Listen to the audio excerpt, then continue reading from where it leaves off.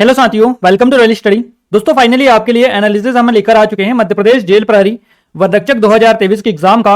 और ये first shift का एनालिसिस रहेगा। बेसिकली आप सभी को पता ही है, आज पहली जो शिफ्ट है 8 बजे से 8:30 से 10:30 वाली, वो पेपर नहीं हुआ है। 12:30 से 2:30 बजे का जो शिफ्ट है, ये पहली शिफ्ट है हमारी, तो इसका हम फर्स्ट शिफ्ट का एनालिसिस लेकर आए हैं आपके लिए।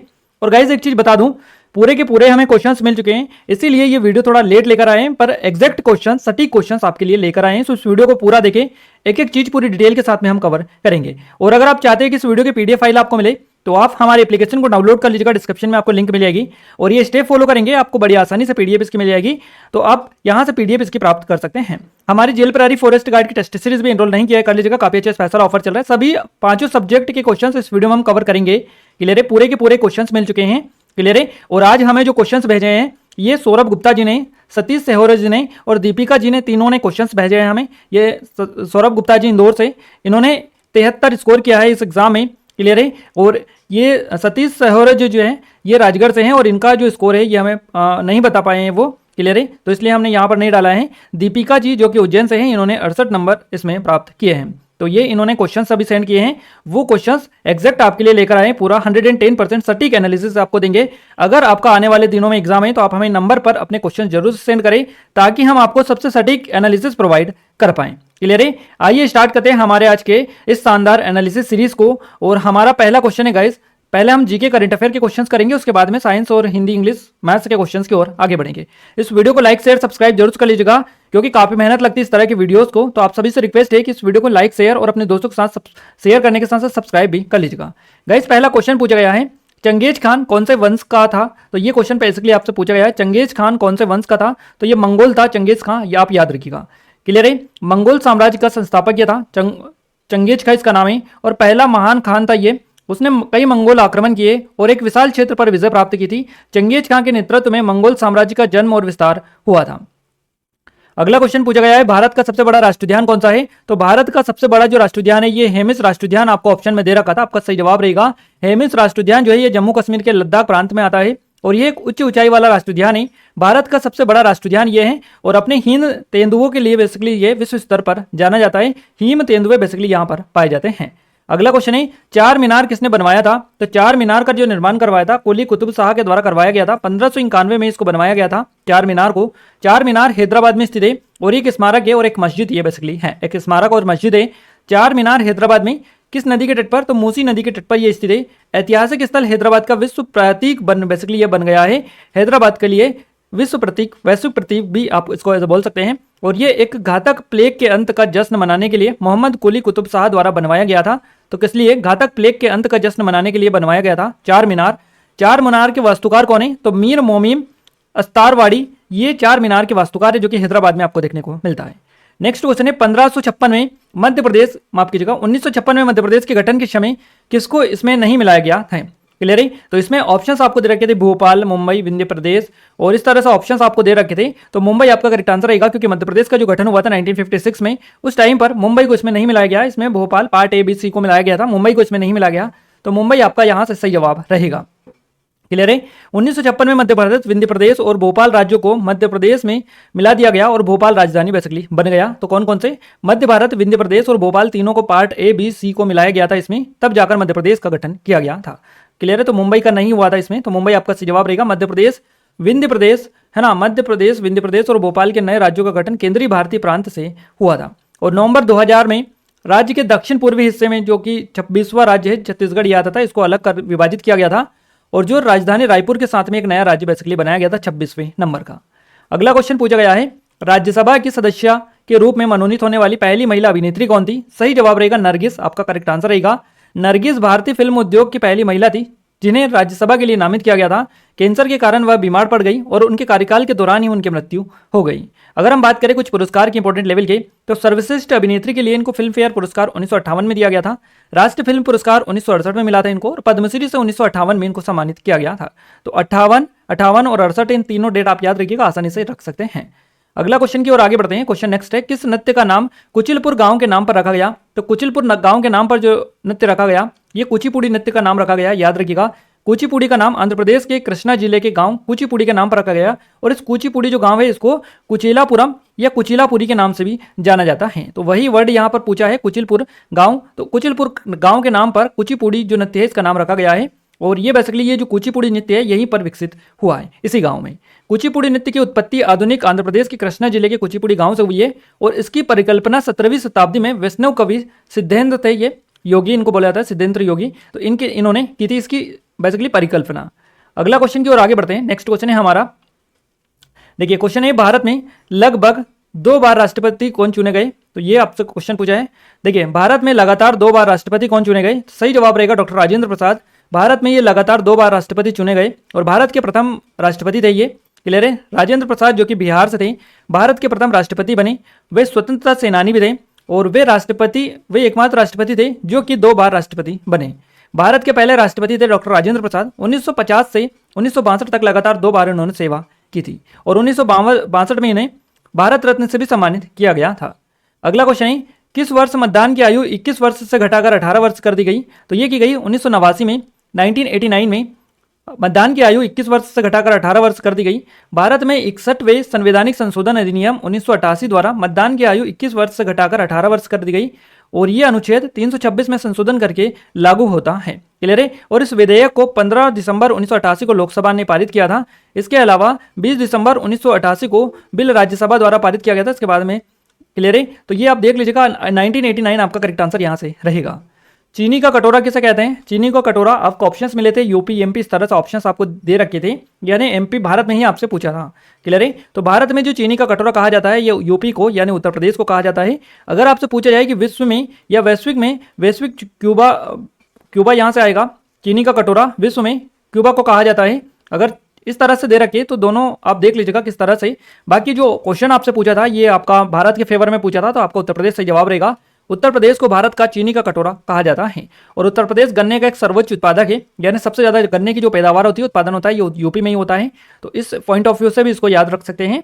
वर्ष 2013-14 के अनुसार गन्ने के कुल उत्पादन में इसका हिस्सा लगभग 38.61% है और उत्तर प्रदेश का जो बुलंदशहर, सहारनपुर, मेरठ और बरेली ये जो है गन्ने की खेती के लिए स्पेशली जाने जाते हैं। इसके अलावा अगर हम बात करें क्यूबा की, तो क्यूबा जो है इसको दुनिया का चीनी का कटोरा कहा जाता है। दुनिया का चीनी कटोरा इसको बेसिकली बोला जाता है क्यूबा को। और गाइस 2017-18 में ब्राजील भारत के बाद चीनी उत्पादन में पहले नंबर पर है, यानी कि ब्राजील जो है ये भारत के बाद चीनी उत्पादन में पहले स्थान पर है 2017-18 के बाद में। क्यूबा की चीनी अर्थव्यवस्था क्यूबा की प्रमुख कृषि अर्थव्यवस्था है। अगला क्वेश्चन पूछा गया, फास्टैग को कब संशोधित किया गया। तो फास्टैग जो है इसको संशोधित किया गया था, क्लियर है। तो ये क्वेश्चन कुछ समझ में नहीं आ रहा है, बट जो भी हो काफ़ी बार संशोधित इसको किया जा चुका है, काफ़ी बार इसमें इसको अलग अलग डेट और तारीख के हिसाब से इसको संशोधित किया जा चुका है। तो इसका राइट आंसर ऐसा तो नहीं बताया जा सकता है, हो सकता है क्वेश्चन ये आधा अधूरा हो, क्लियर है। बाकी डिटेल आपके लिए यहाँ पर निकाल कर लाए हैं। 1 अक्टूबर 2017 को NHAI ने अपने दायरे में आने वाले सभी 370 टोल प्लाजा में फास्टैग लेन की शुरुआत की है और 8 नवंबर 2017 को दिसंबर 2017 के बाद भारत में बेचे जाने वाले सभी नए वाहनों पर फास्टैग को अनिवार्य कर दिया गया। 15 दिसंबर 2019 को फास्टैग पूरे भारत में अनिवार्य हो गया। तो आप देख लीजिएगा इस तरह से ही आपको क्वेश्चन मिला होगा। अगला क्वेश्चन है, UNFCCC का COP27 सम्मेलन की मेजबानी किस देश ने की है। तो इसकी मेजबानी की है मिस्र ने, याद रखिएगा। ग्लासगो में COP26 सम्मेलन जो हुआ था उसी के दौरान यह निर्णय लिया गया था कि मिस्र 2022 में COP27 संयुक्त राष्ट्र जलवायु परिवर्तन सम्मेलन की मेजबानी करेगा। तो बेसिकली यही आपसे पूछा गया है, मिस्र ने इसकी मेजबानी की है और यह शर्म अल शेख मिस्र में 6 नवंबर से 20 नवंबर 2022 तक संपन्न हुआ है COP27 सम्मेलन। और इसकी जो अध्यक्षता की है ये मिस्र के विदेश मंत्री है समी सोकरी, इनके द्वारा की गई है। अगला क्वेश्चन पूछा गया है, उत्तर रामचरितम किसकी रचना है। उत्तर रामचरितम जो रचना है ये बहुभूति की है। बहुभूति उत्तर रामचरिता में करूर रस का अत्यंत मर्मम स्पर्शी वर्णन बेसिकली देखने को मिलता है। तो ये आप याद रखिएगा, बहुभूति जी की रचना है ये उत्तर रामचरितम, क्लियर है। नेक्स्ट क्वेश्चन है, सार्क में कितने सदस्य देश है। तो सार्क में 8 सदस्य देश है, याद रखिएगा 8 सदस्य देश है और इसकी स्थापना 8 दिसंबर को हुई थी 1985 में ढाका में हुई थी। सार्क चार्टर पर हस्ताक्षर के साथ में इसकी स्थापना बेसिकली ढाका में हुई थी, बांग्लादेश में। और संगठन का जो मुख्यालय है ये काठमांडू नेपाल में है, यानी कि सार्क का जो मुख्यालय है ये काठमांडू नेपाल में है। इसके सदस्य देशों की बात करें तो 8 सदस्य देश है, अफगानिस्तान, बांग्लादेश, भूटान, भारत, मालदीव, नेपाल, पाकिस्तान और श्रीलंका। ये 8 सदस्य देश बेसिकली इसमें हैं, क्लियर है। तो ये आप याद रखिएगा।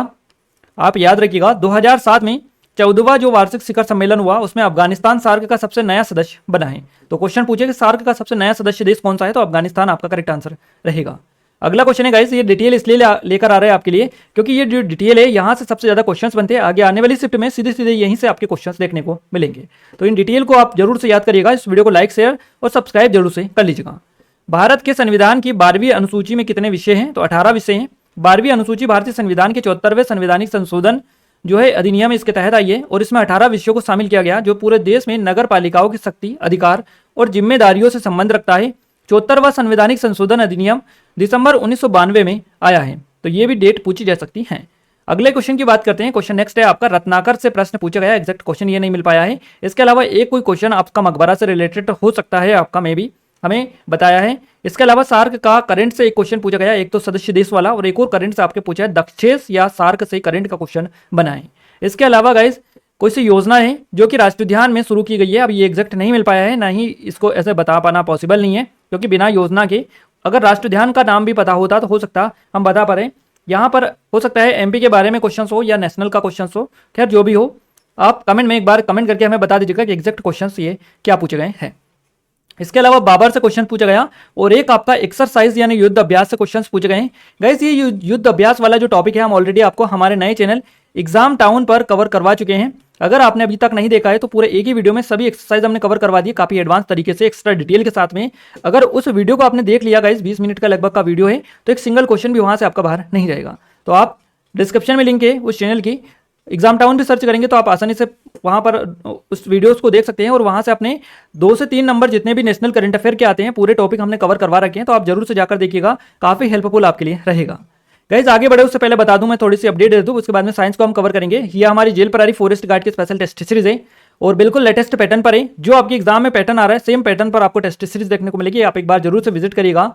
ये हमारी एमपीएसआई की स्पेशल टेस्ट सीरीज है और ये हमारी कांस्टेबल की स्पेशल टेस्ट सीरीज है 2023-24 के स्पेशल एग्जाम के लिए। अभी हाल ही में इसको लॉन्च किया गया है। कोई डाउट है, कुछ क्वेरीज है तो आप हमें नंबर पर भी कांटेक्ट कर सकते हैं। काफी अच्छे स्पेशल ऑफर चल रहा है, आपने अगर इनरोल नहीं किया है तो कर सकते हैं। बाकी एमपी के करंट अफेयर के लिए ये हमारी ईबुक है 2023 की मध्य प्रदेश की करंट अफेयर की, एमपी की नंबर 1 ईबुक है ये, क्लियर है। तो आप जरूर से विजिट करिएगा, डेमो चेकआउट कर लीजिएगा। ये 2022 की दोनों में से आपके करंट के क्वेश्चंस पूछे जाएंगे, क्लियर है। और ये हमारी एमपीजीके की टेस्ट सीरीज है। तो ये कंप्लीट डिटेल जानने के लिए आप एप्लीकेशन को डाउनलोड कर लीजिएगा, यहाँ पर पूरी डिटेल आपको मिल जाएगी, एक एक चीजें यहाँ से आप डेमो भी चेकआउट कर सकते हैं। आइए साइंस को कंटिन्यू करते हैं। साइंस का पहला क्वेश्चन है, ईंधन को जलाने में कौन सी गैस सहायक होती है, तो ऑक्सीजन गैस जो होती है ये सहायक होती है ईंधन को जलाने में। दहन का समर्थन करने वाली गैस ऑक्सीजन होती है। अगला क्वेश्चन पूछा है एसबी का रासायनिक नाम क्या है, तो एंटीमनी ये होता है। नेक्स्ट क्वेश्चन की बात करते हैं, जूल किसका मात्रक है। अगला क्वेश्चन है जूल किसका मात्रक है, तो ऊर्जा का ये होता है।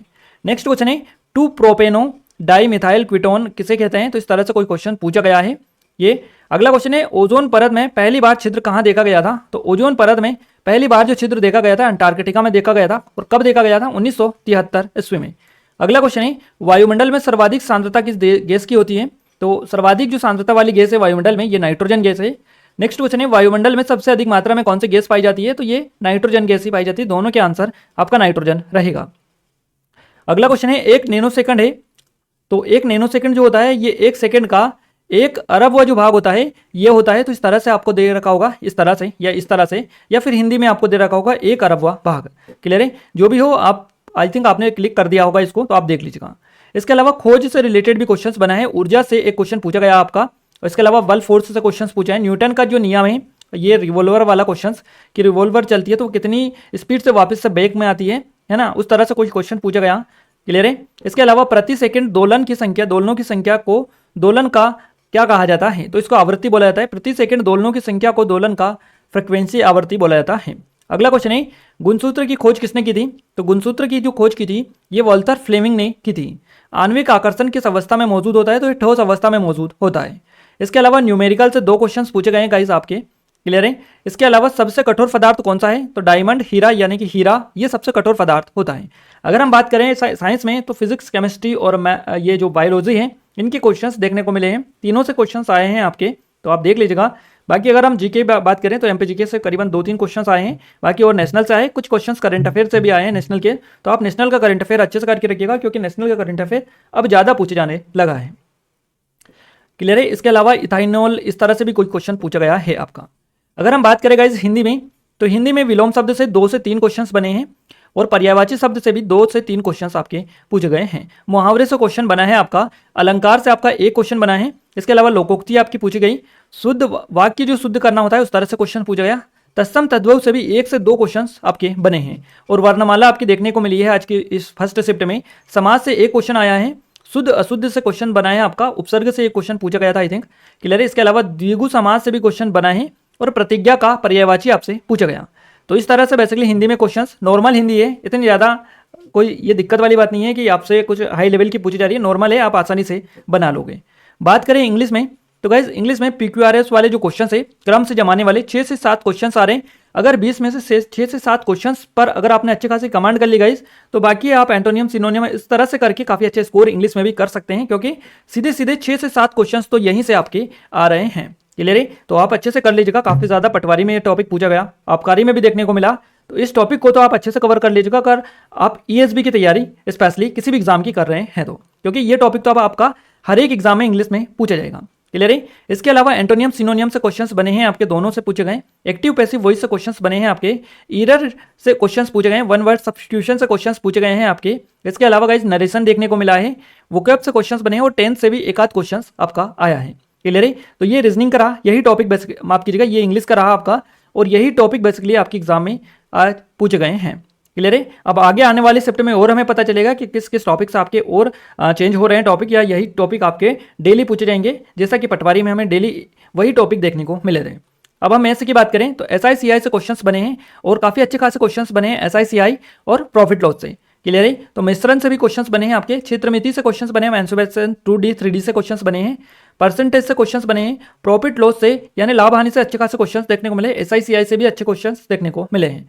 समय कार्य से टाइम वर्क से 2 क्वेश्चंस आए हैं आपके, ज्यामिति से क्वेश्चंस बने हैं, इसके अलावा सरलीकरण से 2 क्वेश्चंस बने हैं आपके, आयु से 1 क्वेश्चंस बना है, घातांक और करनी वाले क्वेश्चंस भी आए हैं आपके, बोर्डमास से क्वेश्चंस बन रहे हैं, अनुपात और समानुपात से 3 क्वेश्चंस, चाल दूरी से भी क्वेश्चंस बने हैं। इसके अलावा गाइस वो समीकरण वाले जो रहते हैं उस तरह के क्वेश्चंस भी आप देख कर जाइएगा, क्योंकि ये पैटर्न है जेल प्रहरी फॉरेस्ट गार्ड में बेसिकली उस टाइप के क्वेश्चंस पूछे जाते हैं समीकरण वाले, तो वो भी आप एक बार देख कर जाइएगा, हो सकता है अगली शिफ्ट में उससे भी क्वेश्चंस बन जाए, क्लियर है। तो पूरा यहाँ पर डिटेल के साथ में हमने कवर करवा दिया कि कहाँ कहाँ से किस तरह से क्वेश्चंस आए हैं, और आपको सबसे सटीक डिटेल हमने दी है ताकि आपको अब आगे का पता चल पाए कि आपको आगे की तैयारी किस तरह से करनी है, क्लियर है। आपका अगर आगे आने वाले किसी भी दिन एग्जाम है तो आप हमें जो हमने स्टार्टिंग में आपको नंबर बताए उन नंबर पर अपने क्वेश्चन जरूर से सेंड करें, ताकि हम आपको सटीक एनालिसिस प्रोवाइड कर पाएं।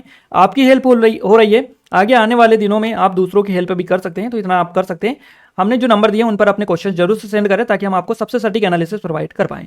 ये जेल प्रहरी फॉरेस्ट गार्ड की स्पेशल टेस्ट सीरीज है। आपने अगर एग्जाम की अच्छे से प्रिपरेशन कर रखी है और अभी तक प्रैक्टिस के लिए ऑनलाइन टेस्ट नहीं लगाए तो जरूर से लगा लीजिएगा, काफ़ी ज़्यादा हेल्पफुल रहेगा। और टाइम का सबसे बड़ा जो दिक्कत होती है तो वो दिक्कत आपको इसको लगाने के बाद में नहीं होगी। डेमो डला है आपको और काफ़ी कम प्राइस इसकी हमने कर दी है, तो डिस्क्रिप्शन में लिंक है, जाकर पूरी डिटेल आपके इसके बारे में चेकआउट कर सकते हैं। सब इंस्पेक्टर, कांस्टेबल, इसके अलावा ये हमारी ई बुक है, सभी की डिस्क्रिप्शन में लिंक मिलेगी, इनके बारे में कंप्लीट डिटेल आप ले सकते हैं। इसकी PDF आपको एप्लीकेशन पर डाल देंगे, एप्लीकेशन के लिंक डिस्क्रिप्शन में डली है, ये स्टेप फॉलो करेंगे आसानी से आपको PDF मिल जाएगी। टेलीग्राम को ज्वाइन कर लीजिएगा, एप्लीकेशन को डाउनलोड कर लीजिएगा, दोनों जगह आपको PDF मिल जाएगी, क्लियर है। तो आप इनको ज्वाइन करके रखिए ताकि आपको तुरंत से PDF मिल पाए, कोई दिक्कत ना हो, ये स्टेप आप फॉलो कर लीजिएगा। गाइस इस वीडियो को ज़्यादा लाइक करें, ज़्यादा शेयर करें, ताकि हम आपके लिए और सटीक एनालिसिस प्रोवाइड करने की कोशिश करें, और हम आपको एग्जैक्ट डेटा इसीलिए आपको लिए लेकर आते हैं पूरी डिटेल के साथ में, ताकि आपको ज़्यादा से ज़्यादा हेल्प यहाँ से मिल पाए, क्लियर है। तो इस वीडियो को लाइक, शेयर और सब्सक्राइब करना ना भूलें, क्योंकि आगे आने वाले दिनों में एक से बढ़कर एक वीडियोज़ यहाँ पर आपको मिलते रहेंगे और मिलने वाले हैं, क्योंकि हम आपको बताइए सबसे सटीक एनालिसिस आपको देने की कोशिश करते हैं, क्लियर है। तो सब्सक्राइब करके रखिएगा और बेल आइकन को ऑन करके रखिए ताकि जो भी नया वीडियो है सबसे पहले आप तक पहुंच पाए, क्लियर है। मिलते हैं नेक्स्ट शिफ्ट के एनालिसिस के साथ, तब तक के लिए जय हिंद, वंदे मातरम।